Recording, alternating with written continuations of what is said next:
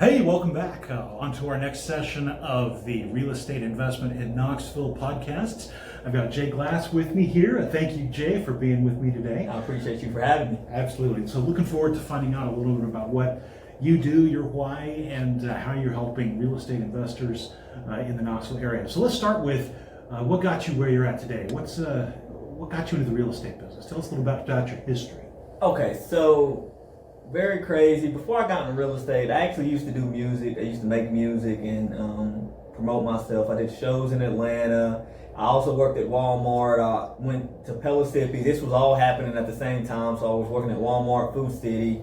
Went to Pellissippi for a business degree. COVID hit. I can't do online school at all. Ended up failing calculus 3 times. Dropped out. I kept seeing on TikTok and Instagram, oh, you can make $10,000 in a month from wholesaling real estate. You don't need your license or anything. So I'm like, okay, I have nothing else to lose. I'm just working at Walmart Food City. I might as well try my hand in that. Ended up trying it, failed completely without having the real estate knowledge at all. He needed Elaine Beatty to help. He needed Elena Beatty to help him out there. I needed Elena, the best wholesaler in the game. That's right. I wish I knew her back then because I failed completely. My dad, he seen me trying, asked me did I want to go to real estate school. Went to real estate school, fell in love the first day. I just wanted to consume all the knowledge. I went home, read through the book. I was excited to tell everyone about it. As soon as I got my license, I called Beth Bradley at Wallace Real Estate. Told her that, it was actually before I got my license. Told her I would work for free. Just wanted the knowledge, sort of paperwork. As we all know, that's a liability in real estate. Right. So she told me, once I get my license, I can get started. Got it like 5 days later, and then we're here now. Nice. So I'm glad I made it this far. Me too. It was definitely a roller coaster. Good for you. That's awesome. Thank you. So tell us a little bit about what your business looks like right now. Okay, so as far right now, my business is going good. I have about 7 listings on the market.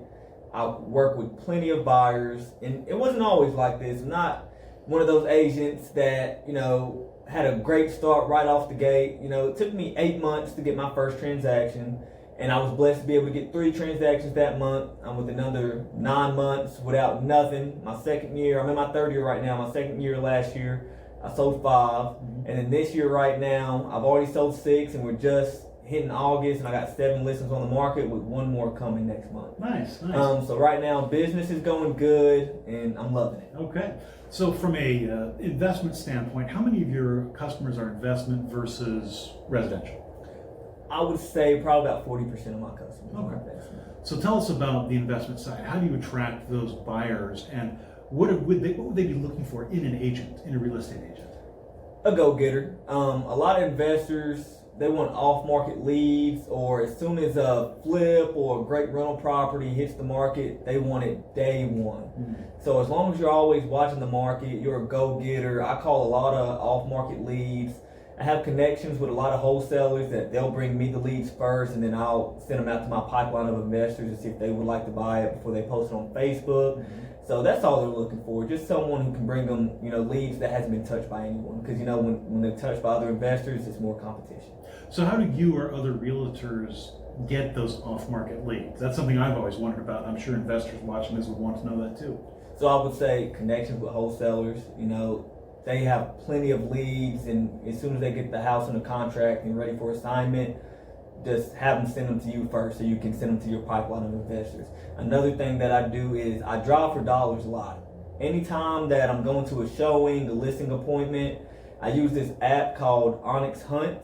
So you'll drive by it, I'll screenshot it, I'll go back, go to the tax records, I'll find the owner's phone number if the house looks distressed.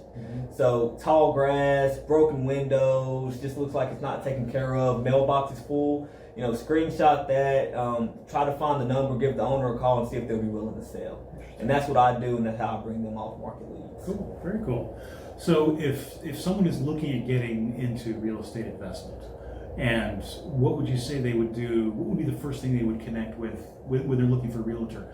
Not just someone who does that type of business, but what would the first step they would take? As far as I need a realtor. What's the first step to take to find someone who's going to help them specifically with investment type properties? So one thing that I would do Let me think real quick. That's good. Yeah, let me think on that one. So you just want to know how to choose a... What's an ideal client look like for you? Somebody who says, hey, I'm looking for this and this, how would they come to Jay? Okay, how would they come to me?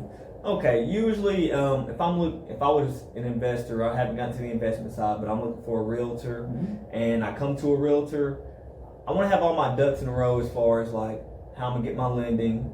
Is it going to be a private money lender? Do I have an equity partner? Exactly what I'm looking for. If this is your first flip, or if this is your first rental property, I would want to have a mentor, because you're risking a lot of money. You want to have someone that's done it a million times before that can help you out and walk you through, and maybe you give them a percentage of the profit, and that's completely fine. Right now, with your first flip, your first investment property, you want the knowledge. If you get the knowledge, you can do it 10 times in a row versus just trying to make some quick money. So that's what I would bring. I would make sure I have everything in a row, like I said, as far as how I'm gonna get the money, what type of property. I would research the areas, what type of areas I'm looking for, and I would get a mentor.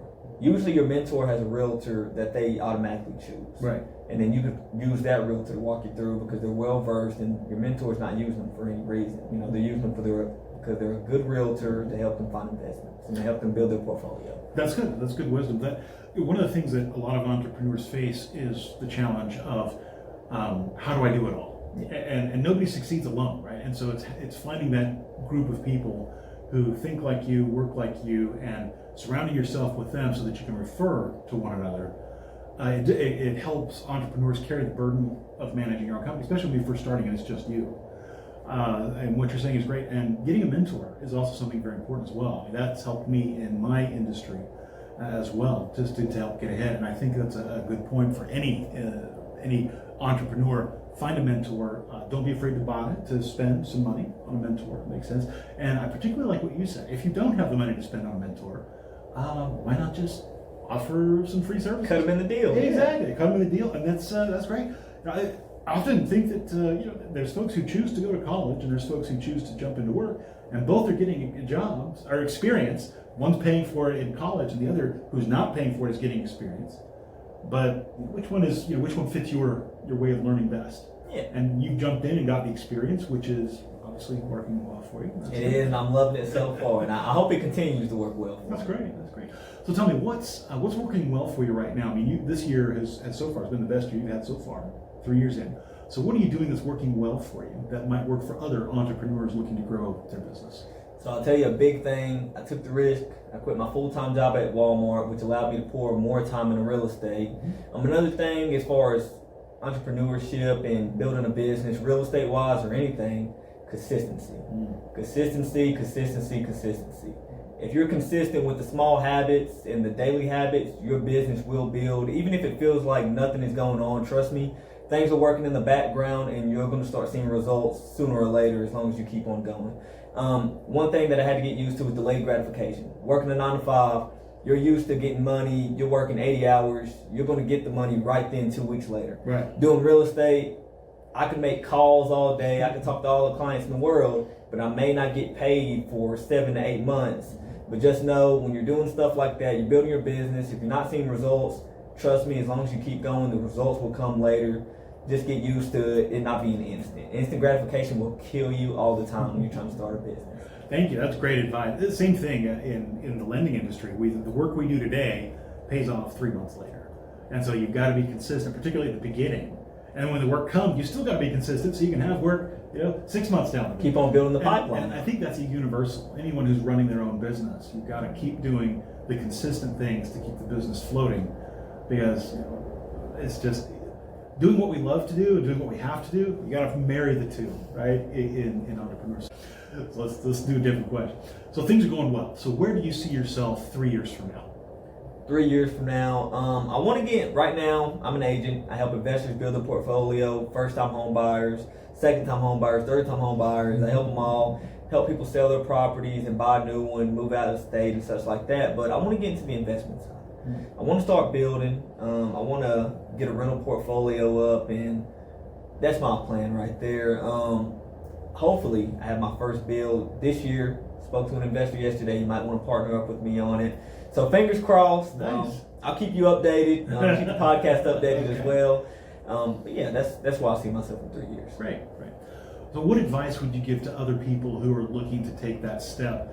I mean, you're quitting the supposed security of your full-time job to jump into your job, and lo and behold, this has been your best year ever. What advice would you give to people who are on the fence? You know, hey, that instant gratification, that paycheck every 2 weeks versus dive in whole.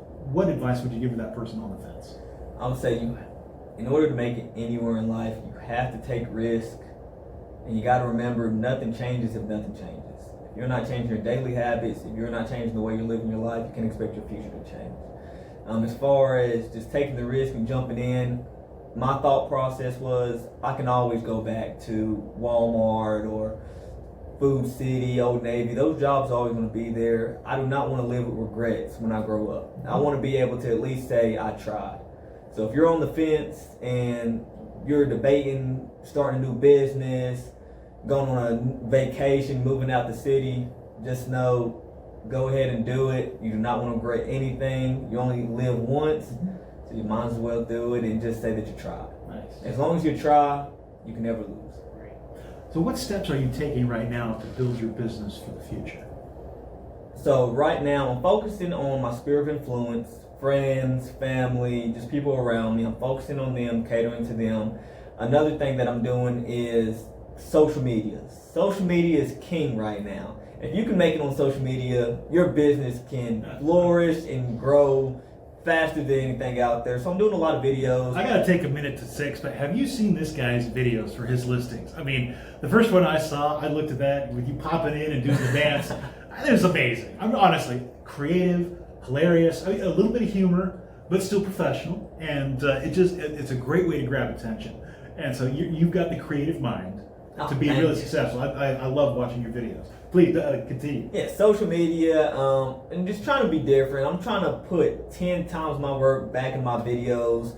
I want to start posting real estate content about 3 times a week. So I've been home writing in notebooks, different ideas and plans, and connecting with people like you, podcast and asking lending questions, and probably talk to a title company, ask them questions, and just inform everyone. Yeah, that's great. That's wonderful. And that's really part of the success is being willing to give and provide value. And I've found that the more I do that, business tends to take care of itself. A good network of people who share information, that's a good way to go. Yeah, that's the same thing with real estate as far as being an agent.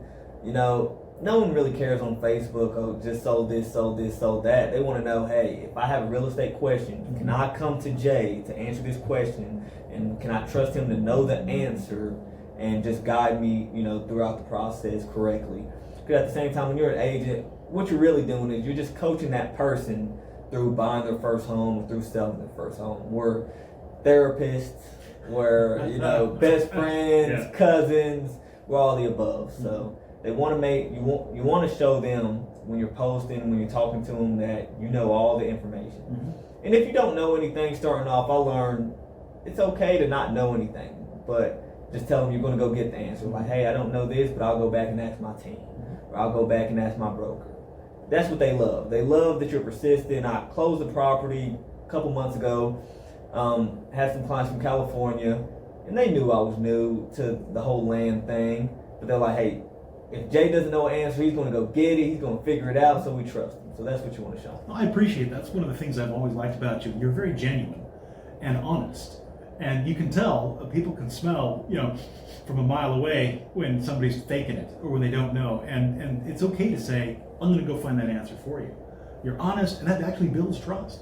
More trust than thinking you know the answer and then being wrong. Because then, and then just consequences. So that's one of the things I really admire about what you do in your business. So, all right. Well, if you were to say something to the entrepreneurs in Knoxville, what would you think that in our particular region, what do you think they need to know? What do they need to hear specifically about real estate in our region? So would I be talking to like new agents? Well, this would be for investors, for people who want this podcast is about people who are interested in getting into investing in real estate. So what would you say to those investors that, hey, I'm thinking about getting into real estate, into investing in real estate? What advice or what would you say to them? Just everyone in Knoxville, what would you say? Hey, I'm thinking about getting into investing in real estate. What would you say to them And if that's more, it's kind of repetitive from what I said before. I'm just trying to hit it from a different angle. I would tell them. Well, I already said you get a mentor. So Yeah, okay. I guess we're kind of just repeating Yeah. ourselves. All right. Yeah, I would tell. Well, there's a quote. All right, so so as we wrap up, what is something you'd like to say to other folks that are interested in getting into real estate here in the region? Okay. First thing I would say is get all your ducks in a row and get a mentor. Even if you have to pay your mentor up front or pay your mentor as far as giving him equity in the deal or giving him a percentage of the profit that you make, get a mentor. It'll save you a lot of mistakes. And when you're in real estate, mistakes can cost you a lot of money. Second thing is, if you're on the fence about jumping into the investment world, if you guys ever heard the quote, the best time to plant a tree was 20 years ago, the second best time is now. Let's change it to the real estate world. The best time to buy a house was 20 years ago, and the second best time is now. Jump in the real estate world and get going. I love that. I love that a lot. Waiting is not a financial strategy. Never. If it makes sense, jump on it. Jay, thank you so much. It's been a pleasure having you, sharing your nuggets of wisdom with us. Wish you the best of luck. Thanks again. Appreciate you for having me. All right.